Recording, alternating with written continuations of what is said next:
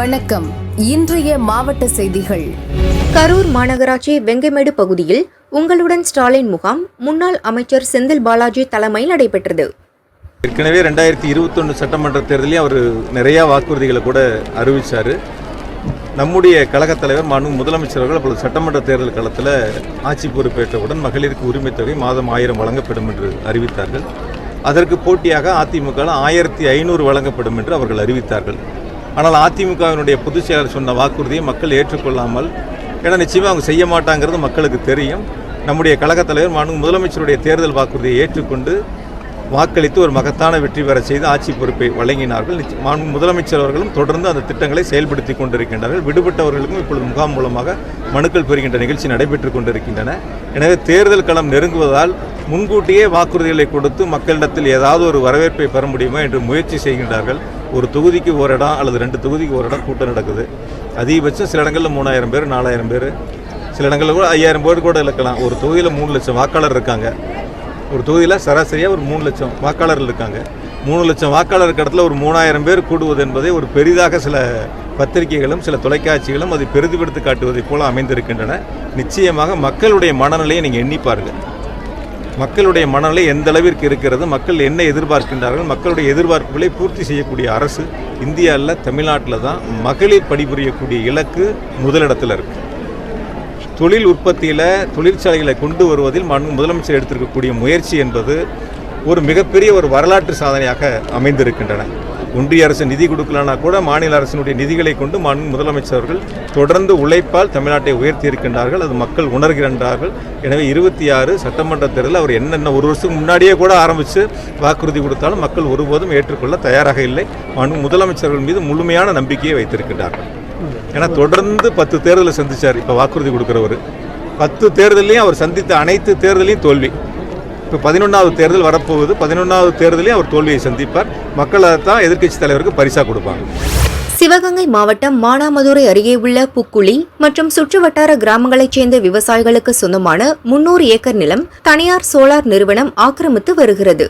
இதற்காக நிலங்களை சுத்தம் செய்து வருவதற்கு கிராம மக்கள் 50க்கும் மேற்பட்டோர் எதிர்ப்பு தெரிவித்து முற்றுகையிட்டு போராட்டம் நடத்தினர். புக்குளி கிராம மக்கள் கூறுகையில், எங்களுக்கு சொந்தமான நிலத்தை தனியார் கம்பெனி நிர்வாகத்தினர் முறைகேடாக ஒரு சிலரிடம் எழுதி வாங்கி உள்ளனர். விவசாயிகளுக்கு சொந்தமான நிலங்களையும் அபகரித்து சோலார் நிலையம் அமைப்பதற்கு முயற்சி எடுத்து வருகிறார்கள். இதுகுறித்து மானாமதுரை போலீஸ் மற்றும் தாலுகா அலுவலகத்தில் புகார் கொடுத்தோம். அதைத் தொடர்ந்து நடைபெற்ற சமாதான கூட்டத்தில் கிராம மக்களுக்கு சொந்தமான நிலத்தையும் தனியார் கம்பெனிக்கு சொந்தமான நிலத்தையும் சர்வே செய்த பிறகு சுத்தம் செய்யும் பணி நடைபெறும் என முடிவெடுக்கப்பட்டது. ஆனால் பேச்சுவார்த்தை உடன்படிக்கையை மீறி தனியார் நிறுவனம் தற்போது மண்ணள்ளும் இயந்திரங்களை கொண்டு நிலங்களை சுத்தம் செய்து வருகிறது. இதை கண்டித்து போராட்டம் நடத்தி வருகிறோம். வருவாய்த்துறையினர் உடனடியாக சர்வே செய்யும் பணியை நடத்த வேண்டும் என்றனர். பாஜக மூத்த தலைவர் தமிழிசை புதுச்சேரி முதல்வர் ரங்கசாமியை சந்தித்தார். அவருக்கு பொன்னாடை அணிவித்து பிறந்தநாள் வாழ்த்து தெரிவித்தார். ஆளுநரா சென்ற பிறகு முதல் முறையா நான் இங்க புதுச்சேரி வந்திருக்கிறேன். பல முறை வரணும்னு நினைத்தேன். அதாவது நான் பதவியை மிஸ் பண்ணல, ஆனா பாசத்தை மிஸ் பண்றேன். நிச்சயமா பதவியை மிஸ் பண்ணல, பாசத்தை மிஸ் பண்றேன். புதுச்சேரின்னு வரும்போது எப்பவுமே புதுச்சேரி நல்லா வளர்ச்சி அடையணும், புதுச்சேரியில மக்கள் இன்னும் மகிழ்ச்சியா இருக்கணும், புதுச்சேரி மக்களுக்கு எல்லாம் கிடைக்கணும். அது மரியாதைக்குரிய அண்ணன் முதலமைச்சர் அவர்கள் பல நல்ல திட்டங்களை கொடுத்து கொண்டிருக்கிறார். இன்னும் 1000 ரூபாய் உதவித்தொகை எல்லாருக்கும் கிடைக்கணும் அப்படின்ற ஒரு குறிக்கோளோடு பெண்கள் எல்லாருக்குமே உரிமை தொகை கிடைக்கணும்னு சொல்லியிருக்காரு. அது மட்டுமல்ல, நான் இருக்கும்போதே லேப்டாப், இன்னைக்கு தமிழகத்துல கூட எல்லா குழந்தைகளுக்கும் லேப்டாப் கொடுக்குற எண்ணம் இல்லை. அதே மாதிரி 10% இடஒதுக்கீடுல இன்னைக்கு எனக்கு பேரண்ட்ஸ் டீச்சர் அசோசியேஷனோட லீடர் போன் பண்ணாரு. 39 ஸ்டூடெண்ட்ஸ் அதுல சேர்ந்திருக்காங்க, அதுக்கு உங்களுக்கு தான் நாங்க நன்றி சொல்லணும் அப்படின்னு சொல்லும்போது மிக்க மகிழ்ச்சியா இருந்தது. ஆக புதுச்சேரியில இருக்கும்போது மக்களுக்காக முதலமைச்சரோடு இணைந்து பல திட்டங்களை கொடுத்தது எனக்கு மிக்க மகிழ்ச்சி. இன்னும் வருங்காலத்திலையும் புதுச்சேரி மக்களின் வளர்ச்சிக்காக எனது பணி இருக்கும். அரசியல் பணியா இருக்கும், ஆட்சி பணியா இருக்காது. அதுல நான் ரொம்ப உறுதியா இருக்கேன். இங்க மாநில தலைவரா சகோதரர் ராமலிங்கம் அவர்கள் தேர்ந்தெடுக்கப்பட்டது எனக்கு மிக்க மகிழ்ச்சி. அவருக்கு நான் எனது வாழ்த்துக்களை தெரிவித்துக் கொள்கிறேன். பாரதிய ஜனதா கட்சியோட மாநில தலைவர் ஆவது அவ்வளவு சுலபமான காரியம் அல்ல. இதுக்கு சிபாரிசு எல்லாம் தேவையில்லை. கடுமையான உழைப்பை வைத்துதான் அவர்கள்லாம் தேர்ந்தெடுக்கப்படுகிறார்கள். ஏன்னா நானும் மாநில தலைவராக இருந்தவர். ஒரு மாபெரும் கட்சிக்கு, உலகத்திலேயே பெரிய கட்சிக்கு தலைவராக இருக்கிறதுன்றது மிக மிக ஒரு பெருமை மிகு காரியம்.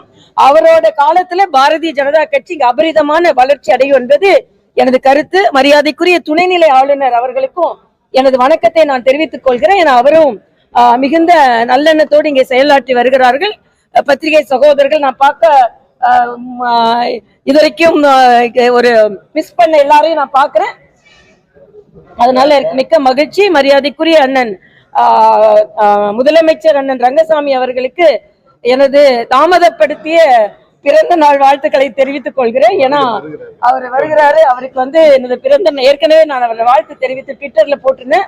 அவர் ஒரு முதலமைச்சரா இருந்து இந்த பகுதி மக்களுக்கு சிறந்த சேவை செய்து வருகிறார். மறுபடியும் தேசிய ஜனநாயக கூட்டணி தான் இங்க வெற்றி பெற வேண்டும் என்ற எனது ஆவலையும் தெரிவித்து எல்லோரும் சிறப்பாக பணியாற்ற வேண்டும் என்பதும், தமிழ்நாட்டிலும் தேசிய ஜனநாயக கூட்டணி வெற்றி பெறும், புதுவையிலும் தேசிய ஜனநாயக கூட்டணி வெற்றி பெறும். ஆக புதுவை தமிழ்நாடு இரண்டுமே தேசிய ஜனநாயக கூட்டணியின் ஆட்சியில தான் 2026 பயணிக்கும்.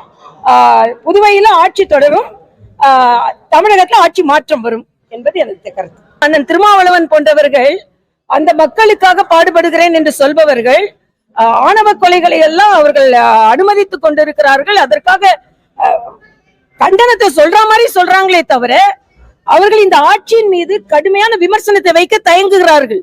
வெளியே சொல்றாங்களே தவிர அறிவாலயத்துக்குள்ள போயிட்டு நான் எப்படினாலும் அங்க கூட்டணி தான் இருப்போம் அப்படின்னு சொன்னா ஆணவ கொலைகளுக்கு அதை தடுக்கப்பட வேண்டும், வேங்கை வயல் மாதிரி ஒரு நிகழ்வு நடக்கக்கூடாது என்ற ஒரு உறுதியாக சொல்லுகின்ற தன்மை அவர்களிடம் இல்லை என்பதுதான் எனது கருத்து. அதனால அவர்கள் சட்டம் ஒழுங்கு பாதுகாக்கப்பட வேண்டும். அவரே பல முறை சொல்லியிருக்கிறார் கொடிக்கம்பங்கள் அகற்றப்பட்டிருக்கிறதுன்னு. ஆனா எதிர்ப்பை வலிமையாக பதிவு செய்வதற்கு பாய்ந்து வருகின்ற விடுதலை சிறுத்தைகள் பதுங்குகிறார்கள் என்பதுதான் எனது கருத்து. தமிழ்நாட்டுல சட்டம் ஒழுங்கு அண்ணன் ரவிக்குமார் இங்க தானே இருக்காரு, பாண்டிச்சேரியில தானே இருக்காரு, பாதுகாப்பா பாண்டிச்சேரிக்குள்ள இருக்கிறாரு ரவிக்குமார் அவர்கள். ஆக சட்டம் ஒழுங்கு அப்படிதான் இருக்கு. சென்னையில ரொம்ப பிரச்சனையா இருக்கு. ஆமா, சப் இன்ஸ்பெக்டரே இன்னைக்கு ஒரு போலீஸ் ஸ்டேஷனுக்குள்ள ஒரு தற்கொலை நடந்திருக்கு. போலீஸ்காரர் கொல்லப்படுகிறார், போலீஸ்காரங்க மற்றவங்களை கொல்றாங்க. ஆக என்னதான் நடந்து கொண்டிருக்கு, அஜித்குமார் போன்ற கொலைகளும் நடந்து கொண்டுதான் இருக்கிறது. மிகுந்த வேதனை அளிக்கக்கூடியதாக இருக்கிறது. ஆனா விளம்பர அரசு உங்களுடன் ஸ்டாலின் போறாங்க, இங்க விக்ஷித் பாரத்னு எல்லாரும் கேள்விப்பட்டிருப்பீங்க. வளர்ச்சி அடைந்த பாரதம்னு பாரத பிரதமர் மக்களுக்கூட சென்று எல்லா திட்டங்களையும் கொண்டாரு. அதோட காப்பி தான் இது. ஆனா எல்லாத்துலயும் ஸ்டாலின் ஸ்டாலின் சொல்றாங்களே தவிர 4.5 வருஷம் என்ன செஞ்சீங்கன்னு மக்கள் இன்று கேட்டுக்கொண்டிருக்கிறார்கள். தஞ்சாவூர் மத்திய மாவட்ட திமுக சார்பில் தேர்தல் பிரச்சாரத்திற்காக அண்ணா அறிவாலயத்தில் செயல்பாட்டு அறை திறக்கப்பட்டது. தொழில்துறை அமைச்சர் TRB ராஜா, உயர்கல்வி அமைச்சர் செழியன் ஆகியோர் திறந்து வைத்தனர். நிகழ்ச்சியில் எம்எல்ஏக்கள் சந்திரசேகரன், நீலமேகம், மேயர் ராமநாதன் உள்ளிட்ட பலர் பங்கேற்றனர். இப்போது அவருக்கு அரசியல் தெளிவு பிறந்திருக்கும் என்று நம்புகிறேன். அந்த மாதிரி ஒரு எண்ண ஓட்டங்களை குறித்து நாங்க எவ்வளவு அது பேசுறதே நம்மளுக்கு ரொம்ப தரக்குறைவா நினைக்கிறேன். அவர்களோட அம்மையார் அவர்கள் பேரையும் அவங்க போட்டு நிறைய திட்டங்கள்லாம் செஞ்சாங்க. அப்ப அதையும் அவங்க செய்யக்கூடாதுன்னு நினைக்கிறாங்களா? அம்மையார் மறைவுக்கு பிறகு அவங்களுக்கே துரோகம் செய்யற ஒட்டுமொத்த கூட்டமாகத்தான் அந்த கூடாரம் திகழ்கிறது. அதில் இவர் ஒரு பிரதான உதாரணமாக இருக்கிறவர் தான் தெரிகிறது. அதற்கு சரியான ஒரு பதிலடியை உச்சநீதிமன்றம் வழங்கியிருக்கிறது. உச்சநீதிமன்றம் சரியான நியாயத்தை வழங்கியிருக்கிறது. இதற்கு நமது வழக்கறிஞர்களுக்கு, குறிப்பாக அருமை ஐயா திரு MP திரு வின்சனுக்கு எனது நன்றிகளை நான் தெரிவித்துக் கொள்கிறேன். தேனி மேற்கு தொடர்ச்சி மலைப்பகுதிகளான மேகமலை மற்றும் வெள்ளிமலை பகுதிகளில் கடந்த வாரம் கனமழை பெய்தது. இதனால் கோம்பைத்தோடு பகுதியில் உள்ள மேகமலை அருவிக்கு நீர்வரத்து அதிகரித்தது.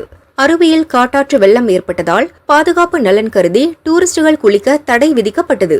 இந்நிலையில் மழை பொழிவு குறைந்து அருவியில் நீர்வரத்து சீரானது. 2 நாட்களுக்கு பின் அருவியில் குளிக்க வனத்துறை அனுமதி வழங்கியதால் டூரிஸ்டுகள் குஷியாக அருவிக்கு படையெடுத்தனர்.